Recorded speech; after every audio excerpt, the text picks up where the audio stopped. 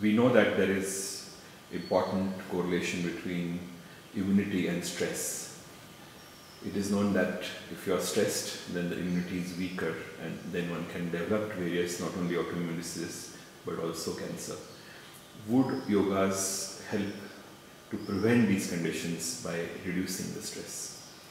To be able to have control on immunity and a totally relaxed state of mind, a person may have to reach a state of meditation.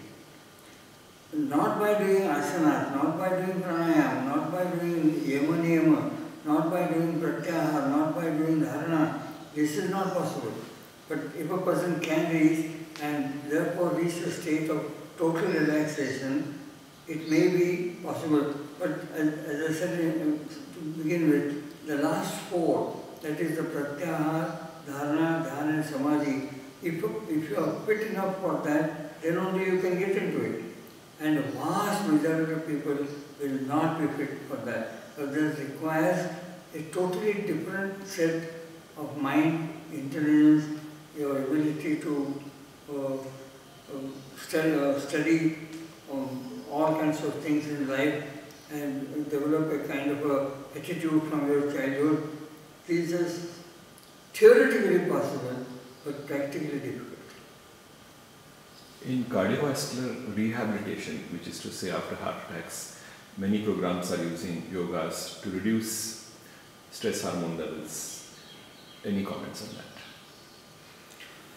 Undoubtedly, if a person is given a thought to concentrate or an experience to concentrate, like for example, you put your two fingers together and only count the pulse that you feel, and for that period of time, no other thought can come. You will be relaxed as long as you are doing that.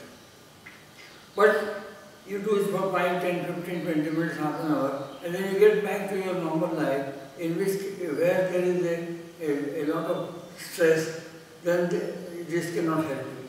Because out of 24 hours, 23 hours you are facing the stress, and only half an hour you are doing the meditation. That won't do. You require to spend so much time as to reach an ability to meditate anywhere, everywhere, and remain yourself in the present and not think of anything in the past or future, and that is not easy.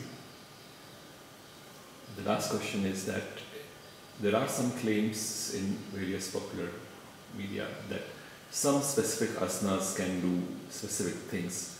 For example, a particular asana may increase your thyroid hormone secretions. Has that been proved?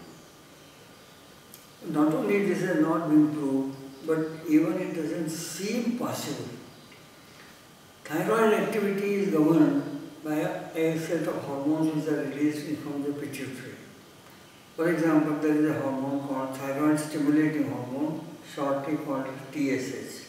Now, if that is secreted, thyroid activity will increase. If that is not secreted, thyroid activity will become low. By causing pressure upon thyroid gland, thyroid activity will not become more active. It would be like saying that pressing on the abdomen and pressing on the pancreas, diabetes might become under control. This will not happen.